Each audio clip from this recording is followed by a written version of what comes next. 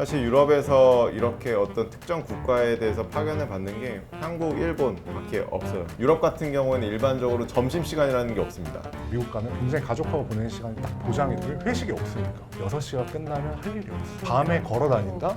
총 맞기 딱 좋아. 정말로 농담 아니고 정말 무섭다. 총소리가 들리기 때문에 네이티브일 필요는 없다. 하고 싶은 말을 할 수 있는 정도면 되는데 그게 네이티브. 이게 이제 업무 상황에서 돼야 되는 거죠. 이게 그렇지. 음식점이 아니라. 그러니까. 네. 수험생분들 중에서도 이제 댓글을 주실 때 막연하게 뭐 교환학생 같은 거를 우리가 대학생 때는 꿈꿨던 것처럼 내가 회계사가 된다면 해외에서 근무할 수 있는 기회가 있으면 어떨까라는 로망이나 동경 같은 게 있으신 것 같아요. 저도 그때 당시에 그랬던 것 같고 둘이 좀 갔다 온 나라도 다르기도 하고 또 여기는 싱글로 갔다 왔고 여기는 거의 결혼하고 나서 얼마 안 있다 갔다 와서 조금씩 경험했던 그런 게 다를 것 같아요. 네, 저는 13년 차 회계사고요. 미국 파견 갔다 온 회계사입니다. 지금의 또 해외 파견의 상황하고는 조금 다를 수 있으니까 그거를 좀 고려해서 들으셔야 될 것 같습니다. 저는 사실 뭐 일단 유럽을 갔다 왔고 뭐 막연하게 그냥 해외에서 한번 업무를 한번 해보고 싶었다 라는 그런 좀 뭐 로망? 지원할 때 되게 쉽게 생각했었던 것 같아요. 처음에 입사했을 때 해외 파견 생각을 다 하고는 오는 것 같아요. 그치. 해외 파견 내가 갈 수 있을까? 이런 생각을 구체적이든 막연하게는 다 하고는 오는 것 같고, 근데 저는 처음에는 굉장히 나랑은 상관없는 기회라고 생각을 했어요. 아 진짜? 나는 뭐 안 되겠지. 가고 싶다라고 마음을 먹고 뭔가의 준비를 하면 누구에게나 있는 기회다. 물론 법인마다 좀 분위기는 다를 수 있겠지만 적어도 우리 회사는 그런 분위기고, 기본적으로 이제 자기 성과 평가가 있어야 되고 내가 고성과 평가 기본이 되어야 되고 영어 성적도 있어야 됩니다. 그러니까 기본 자격 요건이 있고, 지금은 조금 변한 걸로 알고 있어요. 그래서 후배들 중에 가고 싶다라고 하는 친구들한테 이제 항상 영어를 준비를 해야 된다라고 이야기를 하는 이유는, 일반적으로 해외에 나가 산다라고 하면 어학연수, 교환학생 이 정도를 이제 생각을 하고 나 뭐 예를 들어 영미권에 가면 영어 배워올 수 있겠다 이런 생각을 많이 하는 것 같아요. 분명하게 알아야 될 것은 어학연수나 교환학생을 가는 거는 소비자로서 이제 내가 내 돈을 내고 가는 것이고, 파견을 가는 것은 내가 서비스를 제공해서 내가 돈을 벌어야 되는 형태이기 때문에 내가 거기서 영어를 배운다라는 개념은 굉장히 맞지 않는 것 착각인 같아요. 거지. 그래서 기본적으로 영어가 되어 있어야 된다라는 이야기를 많이 하는데, 그 되어 있어야 되는 수준이 어느 정도냐라고 얘기하면, 네이티브면 너무 좋죠. 너무 좋은데 네이티브일 필요는 없다. 하고 싶은 말을 할 수 있는 정도면 되는데, 그게 네이티브. 이게 이제 업무 상황에서 돼야 되는 거죠. 이게 그렇지. 음식점이 아니라. 그러니까. 네. 천천히라도 의사 전달이 될 수준은 되어야 한다. 그게 네이티브처럼 되면 굉장히 좋겠죠? 그러니까 그치? 그냥 영어를 잘한다는 것과 영어로 업무를 할 수 있다는 큰 차이라고 생각이 드니까 그거를 해낸 사람도 너무 대단한데. 그치. 그 영어 수준이 나도 사실 굉장히 막막했지. 그러니까 근데 나는 개인적으로 사실은 카투사였어가지고 들었던 것 같다. 근데 좀 문제였던 게, 내가 카투사, 우리 또 카투사 또 약간 오해할 수 있는, 카투사의 영어는 좀 약간 거칠거든. 거친 영어로 쓰다가 가서 굉장히 정제된 영어를 써야 되는 게 처음엔 좀 어려움과 약간 답답함이 있지만, 근데 그거를 꼭 참고 상대방도 조금 참아줘. 왜냐면 다 존중해야 되니까. 그렇죠. 그걸 대놓고 너 왜 영어 못해? 이렇게 얘기하는 사람은 아무도 없습니다. 왜냐면 그렇게 얘기하는 순간 약간 뭐 인종차별이 될 수도 있고. 그래서 저는 항상 당당하게 나는 한국 사람이고 나는 우선 네이티브가 아니다라는 이제 전제로 내가 하고 싶은 말을 어쨌든 나는 끝까지 한다. 기본 베이스는 영어를 잘해야 되겠지만 잘 못해도 자신감이 있으면 이건 사실 이제 굉장히 일반적인 얘기인데, 영어는 자신감으로 하는 거기 때문에. 오빠는 유럽 국가고 영어를 쓰지 않는 국가인데 그런다고 해서 그 언어를 쓸 수는 없었을 거잖아. 그렇죠. 유럽에 있는 국가들 같은 경우에는 다 글로벌 그런 펌들은 내부적으로는 다 영어를 일단은 1차 랭귀지로 하고, 현지 언어도 그냥 같이 번역해서 쓰는, 자기네 업무할 때는 1차 랭귀지가 영어이기 때문에 뭐 면접을 일단 영어로 보고, 당연히 저보다 영어를 잘하니까. 그들은 그래서 그럼 면접. 다 영어를 잘해? 잘하더라고요. 네.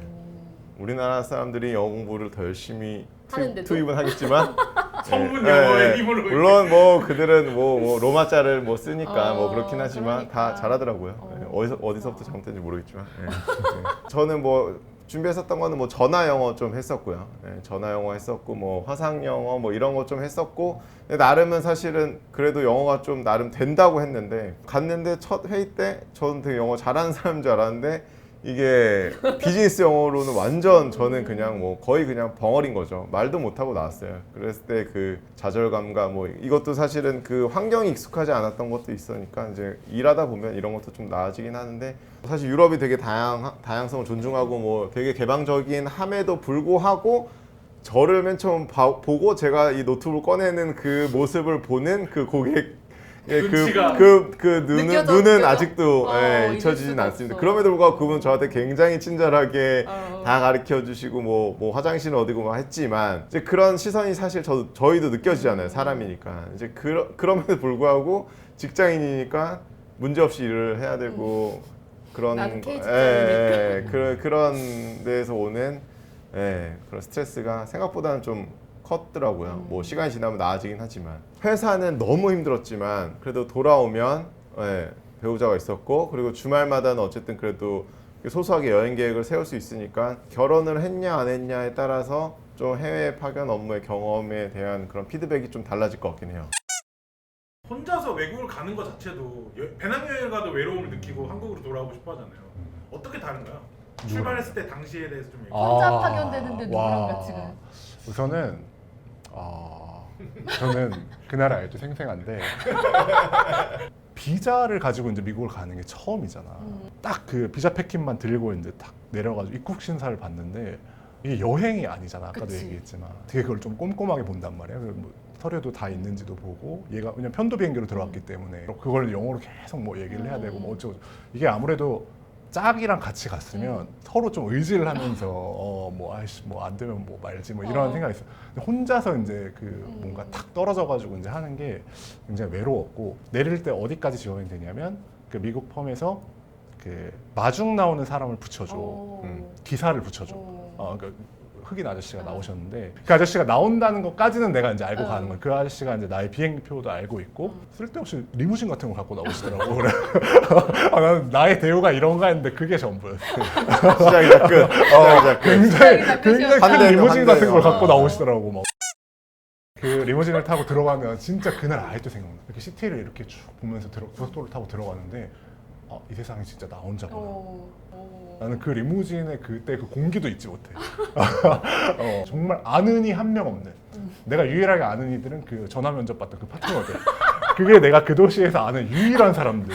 근데 물론 가서 파견 기간 동안 너무너무 좋은 사람들을 많이 만나서 지금은 내가 되게 가족처럼 생각하고 지금 1년에 한 번은 꼭 가거든. 가잖아. 꼭 가서 만나고 너무 즐겁고 그분들 한국 오면 또 만나고 하는데 그때는 정말 너무 외롭고 힘들었던 것 같아요. 저는 다행히 공항에서 집이 일단 가까웠고 이렇게 생각할 만한 게 없고 10분 만에 도착했기 때문에 1시간 걸렸어요. 그래도 저는 다행히 이제 같이 거기서 미리 좀 와서 일하고 있던 그런 분들이 있어가지고 한국 분들이 있어서 이제 그분들이랑 좀 그래도 맥주 한잔 하고 비슷한 감정은 이제 처음 일 시작하고 한 달 동안 항상 퇴근할 때 지는 애 보면서 내가 여기를 왜 왔을까? 나는 누구고 여긴 어디고 뭐 이런 생각은 하긴 했죠. 생각해보니까 나도 근무하시던 선배들이 있었네. 그분들이 왜 머리에서 갑자기 사라졌는지 모르겠는데 그 감정이 너무 늦었어. 집에서 그렇네. 선배들이 계셨어. 처음 2주 정도는 내가 묵을 호텔을 이제 거기서 잡아주거든. 그 2주 동안 사실 이제 하우징을 구하는 기간이거든. 또 회사에서 리얼터 같은 사람 붙여줘. 그 중개인 같은 분들 붙여줘가지고 흑인 아주머니셨는데 굉장히 즐겁게 2주 내내 오만 곳들을 다 돌아다니면서 내가 약간 가서 처음 만난 친구였죠. 나의 외로움을 내가 막 이 얘기 저 얘기 하면 다 막 받아주고 아주머니도 이 얘기 저 얘기 해주시고 어쨌든 이제 같이 집 보러 다니고 그 사이에 차도 사야 되고 그 기간을 주고 당연히 선배님이 사실은 내가 그 집 구할 때도 이렇게 당연히 도움을 많이 주셨고 막 여기 좋은 데다 그러니까 예를 들어 이 지역 가라 뭐 저 지역 가라 뭐 이렇게 해주셨고 출근 날 당연히 선배님이 나를 픽업해 주셨어. 그 다음 날 바로 내가 출장을 갔던 것 같아. 3주간 다른 도시로 또 이제 출장을 간 거야. 그러니까 원래 회계 사람은 응당 출근하자마자 첫 출근날 재고 실수하고 이런 그렇지, 거니까. 그렇지. 글로벌리 없어 글로벌리. 배려 없지 그런 거 뭐. 없어. 기본적으로 미국은 출장이 굉장히 많아요. 첫 해는 제가 호텔 이렇게 카운팅을 해봤더니 365일이잖아.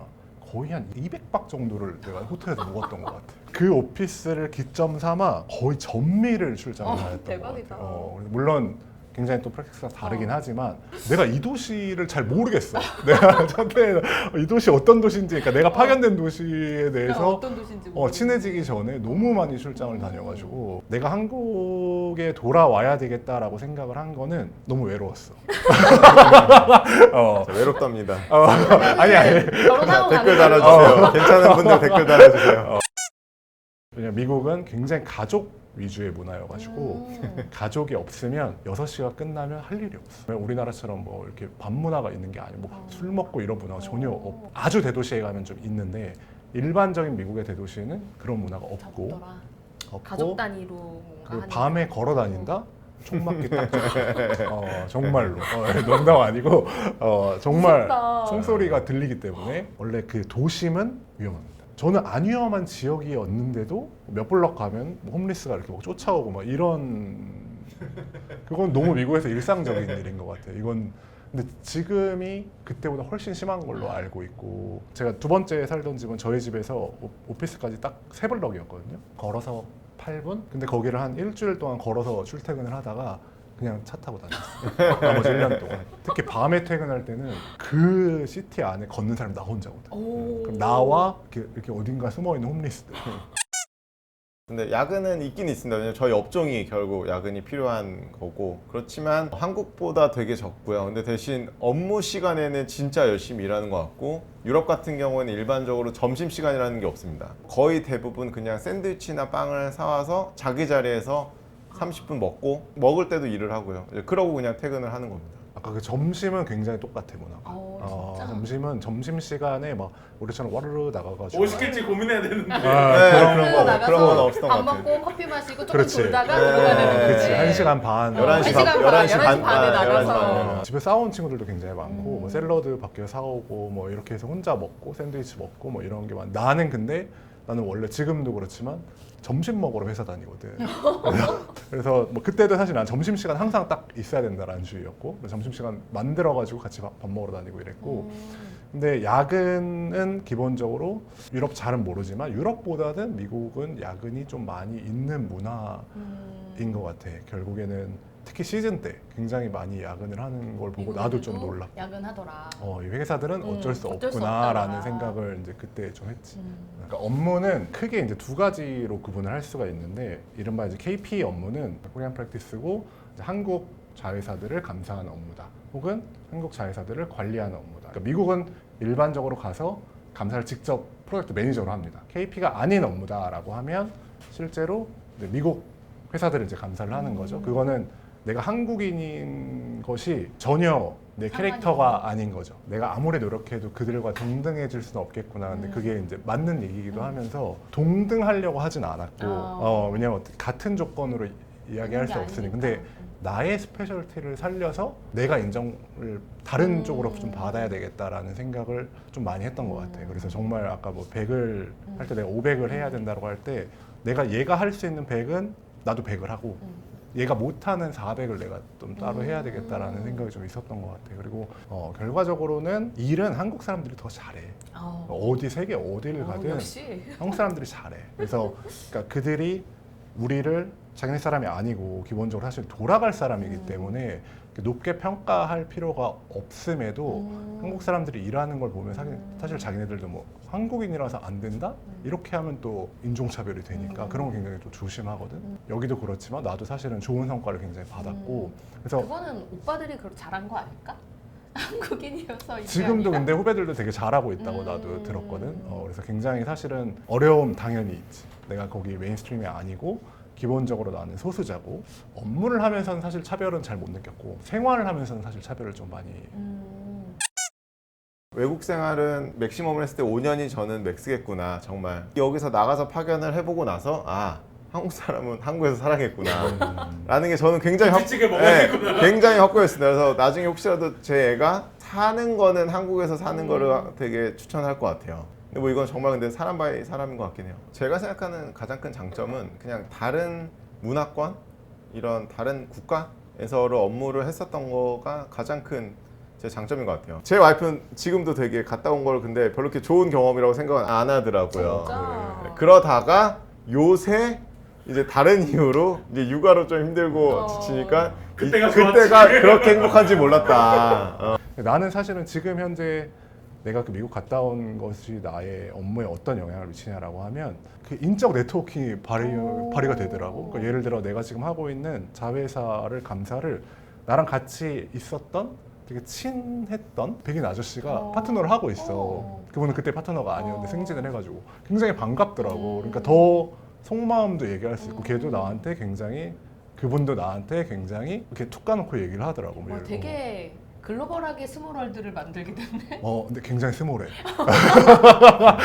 저는 제가 돌아올 때 미국이 완전 코로나가 완전 이미 락다운 되어 있었고 미국에서 그러니까 미국에서 하루에 뭐 10만 명씩 환자가 나오던 정말 폭증하던 시기여가지고 돌아와서 새로운 집으로 내가 이제 그 귀국을 했는데 그 캐리어를 끌고 가니까 그 같이 탔던 입주민이 신고를 한 거야.